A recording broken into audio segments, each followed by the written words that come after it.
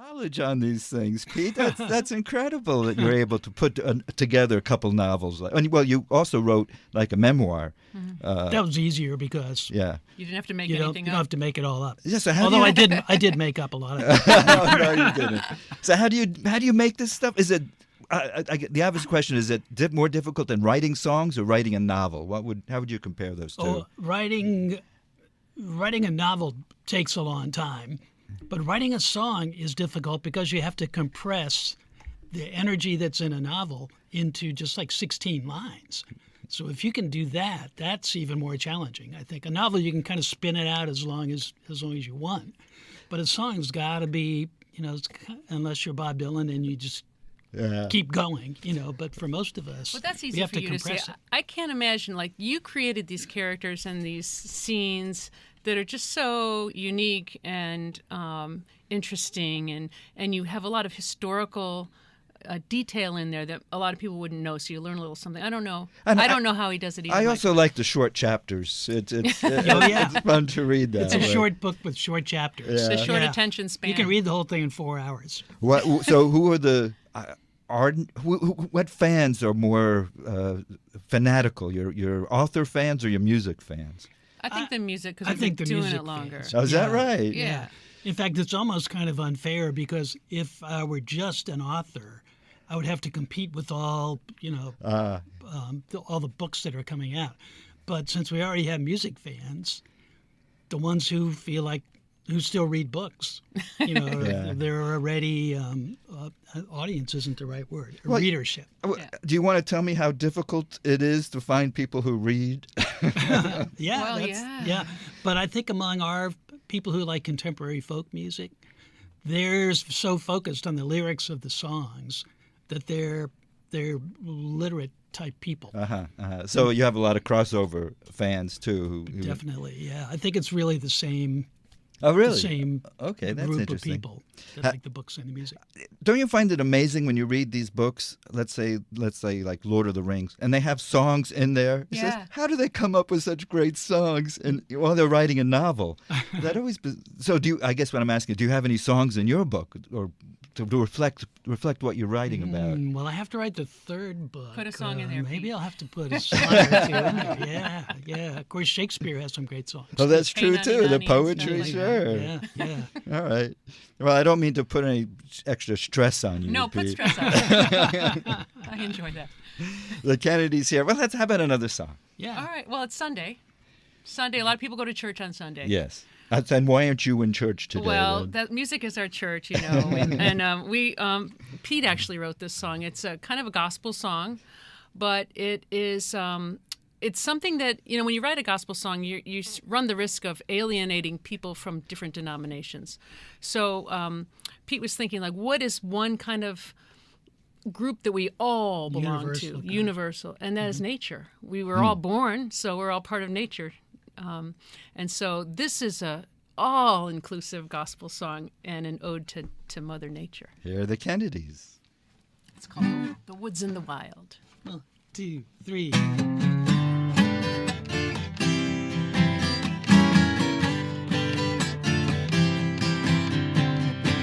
Some say that nothing was created. Some say that nothing is destroyed. Some swear that something is waiting. Some vow there's nothing but a void.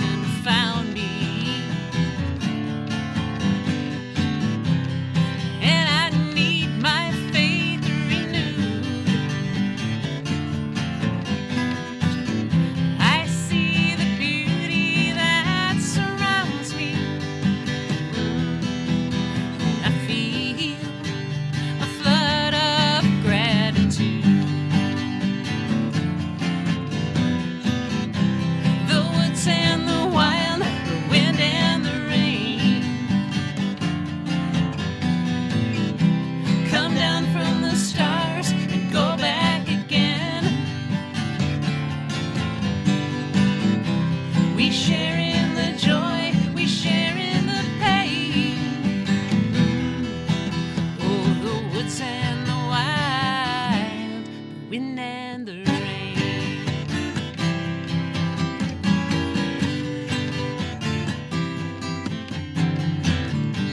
If there's a reason why the stars shine, why the stars shine, the reason why the west wind blows, why the west wind blows, the reason why we're bound to a moment in time, I guess that's not for us to know. No, no, no. When all these questions just confound me. Ooh, and I need my faith renewed. Need my faith renewed. I see the beauty that surrounds me, all around me, and I feel the flood of gratitude. Yes, I do. The woods and the wild, the wind and the rain, and the rain keep falling, come down from the stars to go back again. Yeah, they go back to heaven. We share in the joy, we share in the pain. Yeah. Oh, the woods and the wild, the wind and the rain. Hey, I said the woods and the wild, the wind and the rain.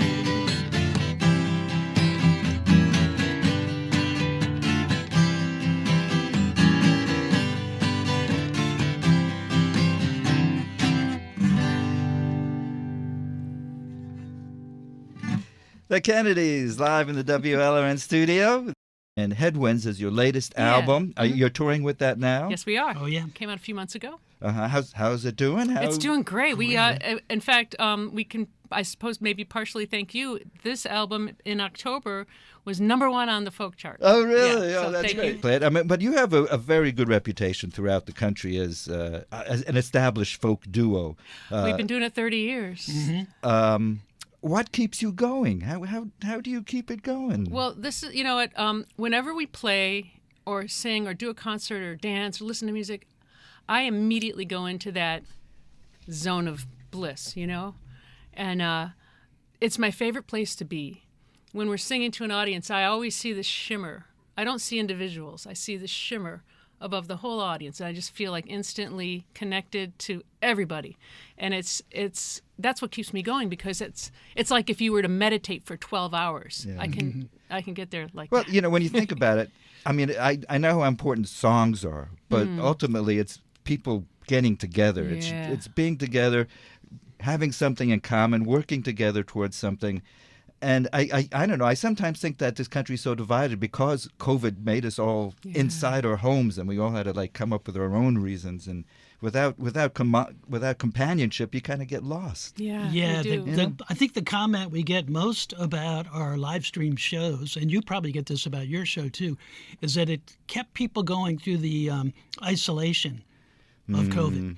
Because even though they weren't all in one room like they would be at Temple Bethel, for example, they still felt like part of a community. Well, that is very important. Yeah, It's really and so I guess that's always been your mission, Mara. When you sing in front of concerts and you bring people together, having that companionship there. Yeah, and also just feeling that when we're playing music, we're not doing it for ourselves. We're doing it for the audience. And I remember the very last words that Pete's dad said to us before he passed away was, "You got to help the people." And I think of our music, or music in general, as being kind of a balm, especially the aspect of bringing people together and having them share an experience of something that's not necessary, and yet it's No, And it's yet so, it is. Well, And yet it is. What was your father obviously liked what you were doing, Pete? What was he a musician himself? No, but he aspired to be a poet when he was young, and we actually found his poetry, you know, when he was in the very last days of his life, and we published them, so to speak. You know, we had them printed out, and so I think he was glad to see that I was being somewhat successful at doing what he had wanted to do. I'm sorry, did you publish your father's poems? Is that what you said? We self-published them. I'll put them that way. While he was still alive. Yeah, we brought in copies for him to give to people how who visited. sweet is that? That is wonderful. Yeah, and then when I wrote his obituary, I just put poet for his occupation, even though he did have a day job, but I glossed over that. See, you do make stuff up. I knew it. Well, I just leave things out. That's what he would probably have preferred that. Yes. Yeah. Yes. Mm-hmm. That's great. We're coming up close to the top of the hour. Let's have one more song. All right. Okay? Well, I'll tell you. This song is this is a Florida citrus song. Is this a new song? It's on the record. We wrote it in Florida, and it's a song about citrus, and it's a joyful song. There's no hidden meaning in it at all. And we're going to be debuting a new video on our live stream of this song next week. So if you like the song, tune in. And your web stream is at the Kennedys. If you go to kennedysmusic.com, you'll find everything: our tour dates, videos, live streams, and stuff like Exciting. that. Great. Okay. This is called Tangerine. Get ready to dance. I want to see you dance, Mike. 1, 2, 1, 2, 3, 4.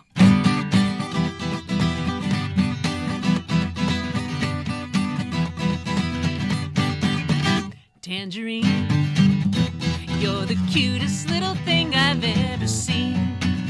Sweet as wildflower honey and gold as any moonbeam in the sky. My, oh my tangerine. You make me happy in a world gone mad. And it may sound sappy, but I wish I had a time machine. I'd go back and find you sooner, Tangerine.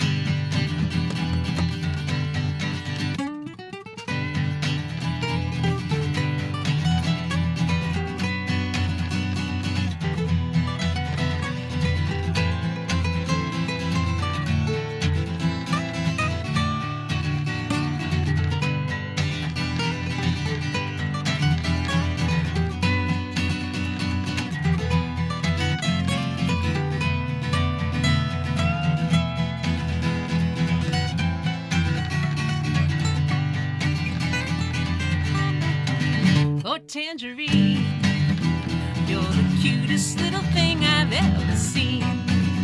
Sweet as wildflower honey and gold as any moonbeam in the sky. Oh my tangerine. You make me happy in a world gone mad. And it may sound sappy, but I wish I had a time machine. I'd go back and find you sooner. Back and find you sooner. I'd go back and find you sooner. Tangerine. Ooh, tangerine.